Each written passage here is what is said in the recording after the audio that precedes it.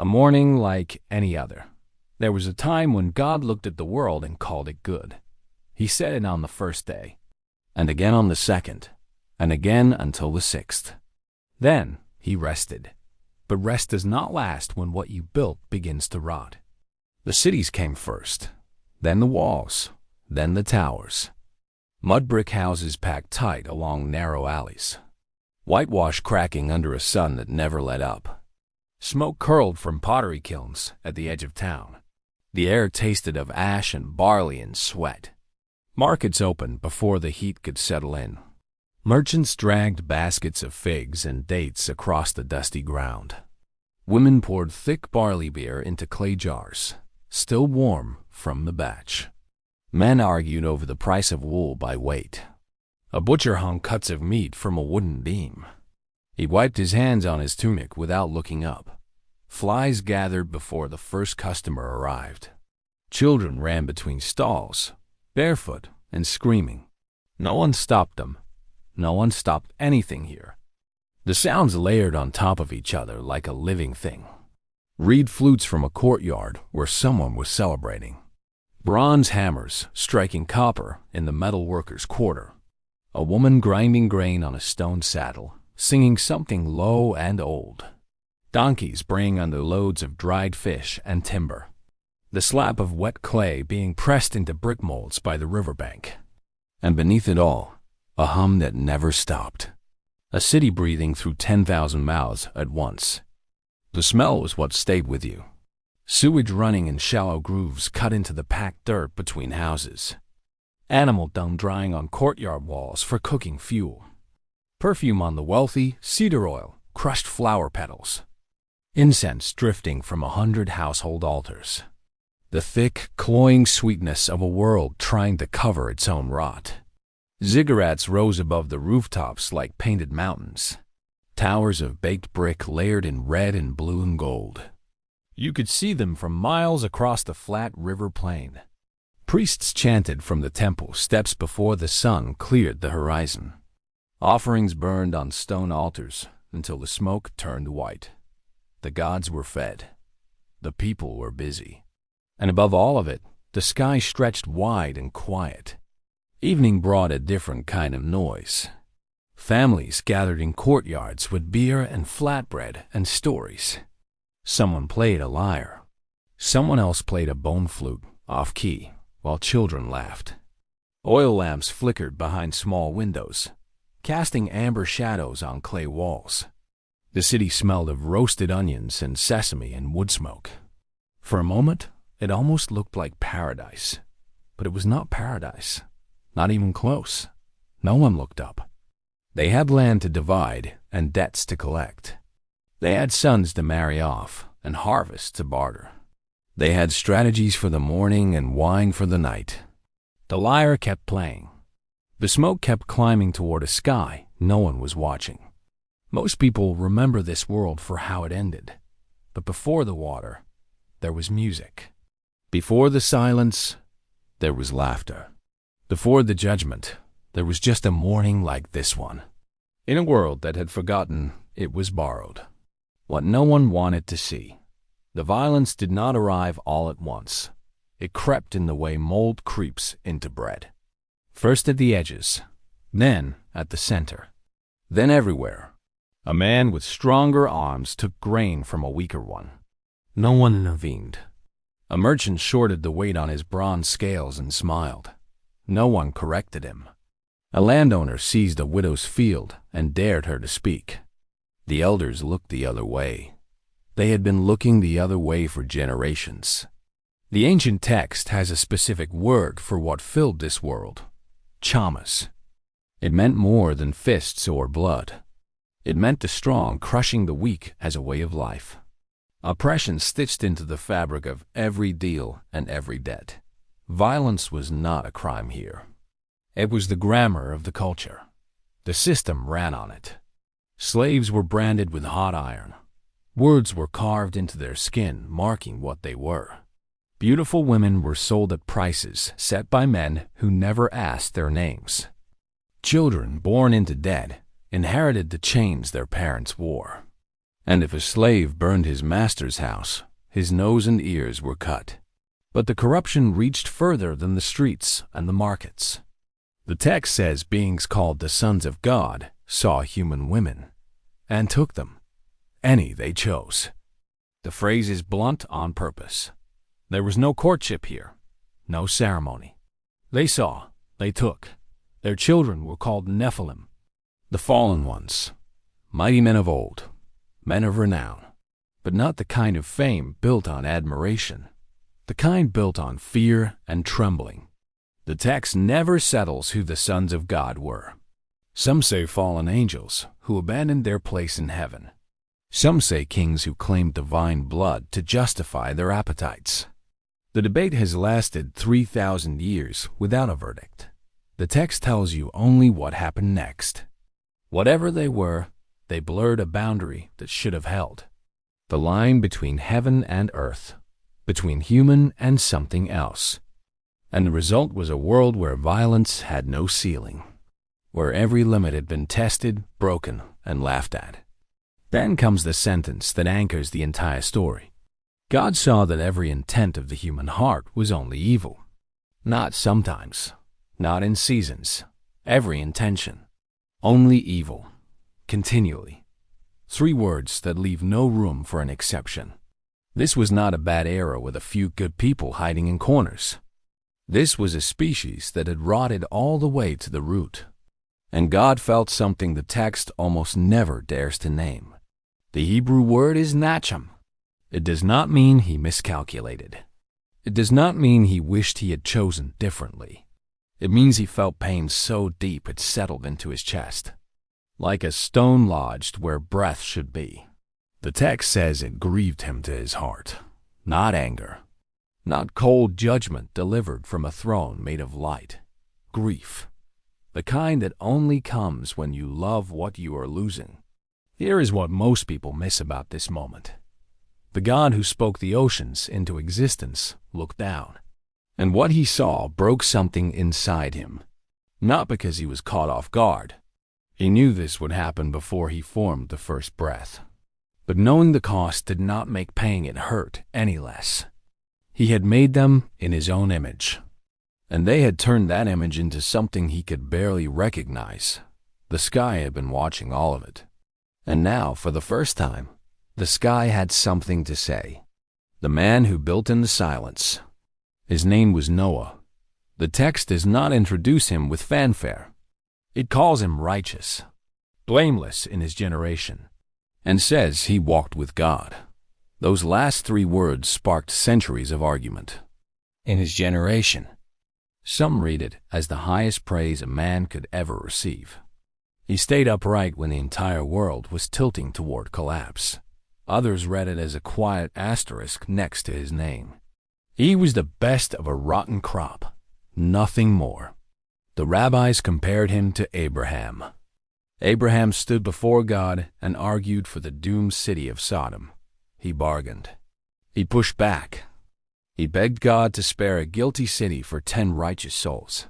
Noah never spoke a word of protest. God told him every living thing on earth would be destroyed. And Noah picked up his tools. He started building. God gave him the exact dimensions. 300 cubits long, 50 wide, 30 high. A vessel roughly half the length of a modern aircraft carrier.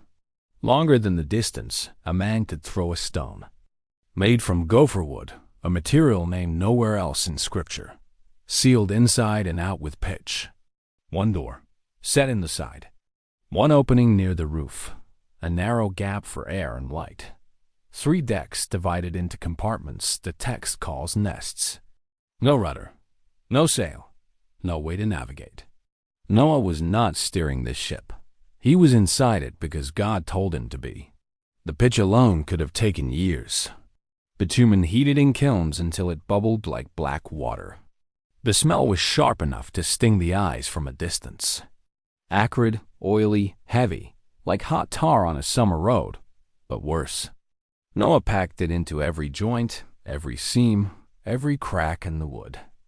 The Hebrew word for this pitch is kofar. It shares a root with the word for atonement. Both mean the same thing at the core, a covering. One protects wood from water. The other covers what water cannot wash. The sound of that project echoed across the landscape for decades. Axes biting into timber every morning before the sun rose, adzes scraping beams smooth in long, rhythmic strokes. The creak and groan of ropes hauling massive logs into position. Bronze chisels driven into joints with steady, calloused hands. And the low, constant hiss of pitch heating over open flame. Most scholars place the construction between 50 and 75 years. Think about that for a moment. Not a week of strange behavior.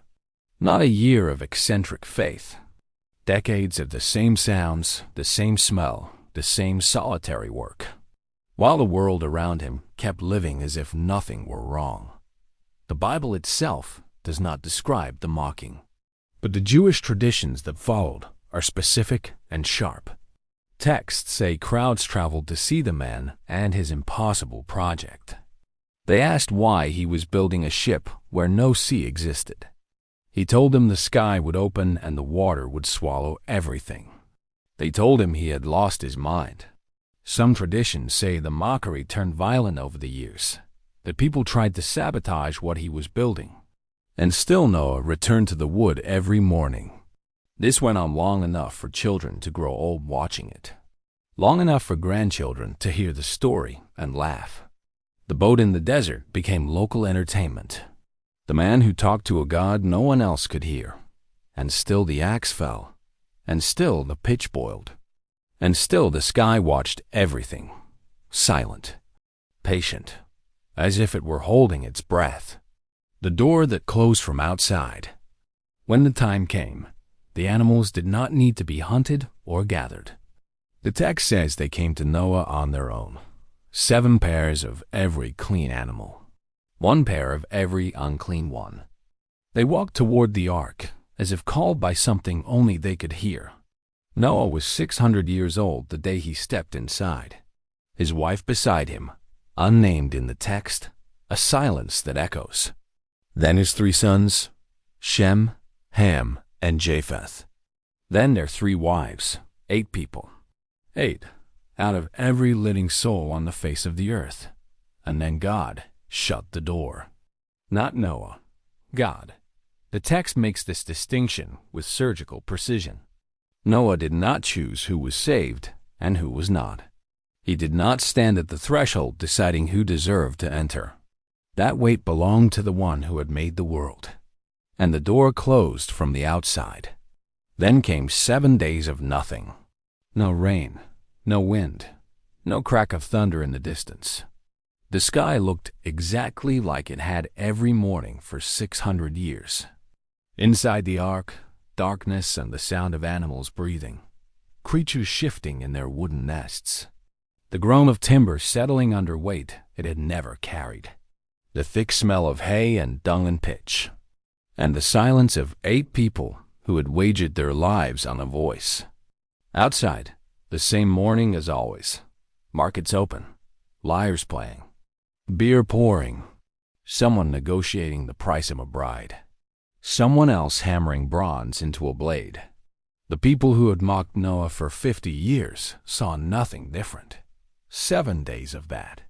7 days where the man inside the box had no proof. Just wood around him and a promise above him. Jewish tradition says those 7 days were also a period of mourning. Methuselah, the oldest man who ever lived, died that same year. 969 years old. God delayed the flood to honor his passing. Even in judgment, God mourned the righteous.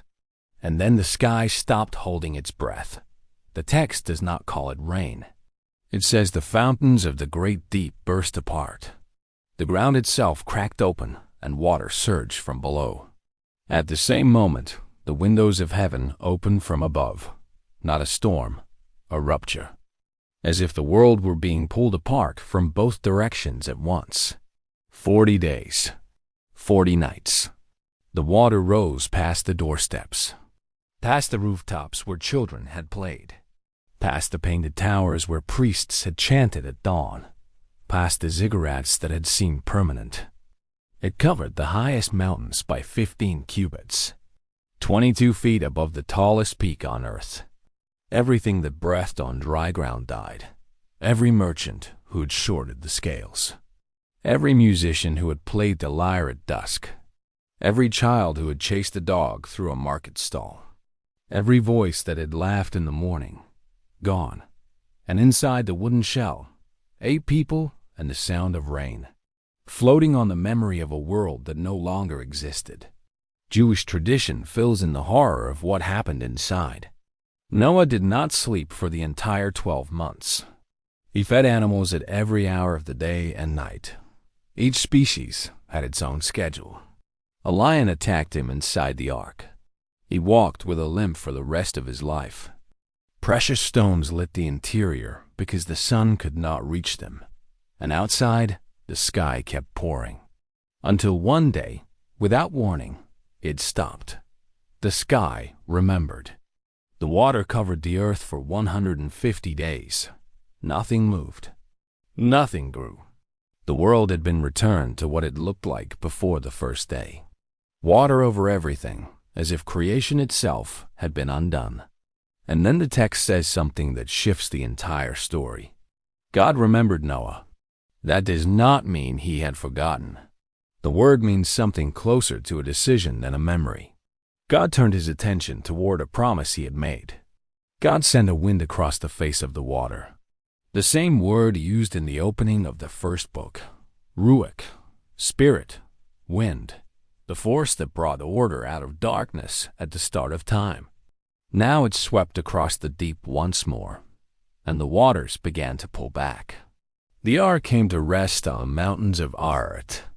Noah waited 40 more days. He sent out a raven.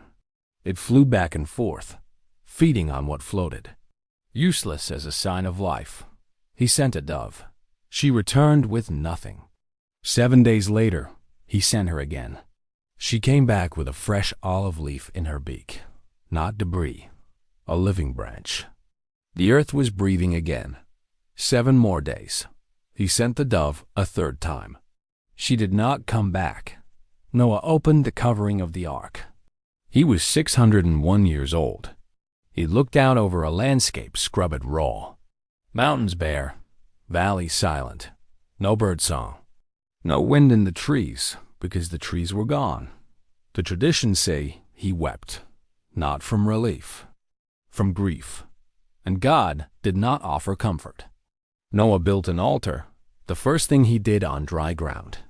He took some of every clean animal and offered them as burnt offerings. This was not a small gesture. Only 7 pairs of each clean species had survived. Noah gave some back before planting a single seed. The text says God smelt the offering. And then he spoke, but not to Noah. He said something only to himself, in his own heart. I will never again curse the ground because of man. And then came the reason that splits this story clean in half. God said the intention of the human heart is evil from its youth. Stop and read that again. That was the same reason he sent the flood, word for word. The same diagnosis. Now it had become the reason he would never send another one. The flood had not repaired the human heart. Nothing had changed on the inside, and God knew it before the water dried. He chose mercy anyway. He placed a bow in the sky. The Hebrew word for rainbow is the same word used for a battle weapon, a war bow, hung in the clouds, pointed away from the earth. God had laid down his arms, and he hung them where the whole world could see. The first covenant in all of Scripture asked nothing in return. No conditions, no fine print. Just a promise held together by the character of the one who made it. But the story does not end with the bow. Noah planted a vineyard. The man who survived the end of everything grew grapes. He made wine, and he drank until he collapsed inside his tent, uncovered. His son Ham found him there and told his brothers. What happened in that tent, the text refuses to say. The silence is louder than any detail could be. Noah woke and cursed, not Ham, his grandson, Canaan. The first act of the new world was a blessing and a curse. The flood had scrubbed the earth clean, but it had not cleaned the man who walked off the boat. God looked at the world once and called it good. He looked again and felt his heart break. He washed it clean and watched the same cracks return, and then he chose to stay. The sky still holds the proof. When it rains and the light bends just right, the bow appears, not as evidence that the world got better, but as evidence that God chose not to give up on it. And the morning after the flood looked like every morning before. Smoke rising, noise building, a man planting something in the dirt, and a sky that watched it all, silent, but no longer empty.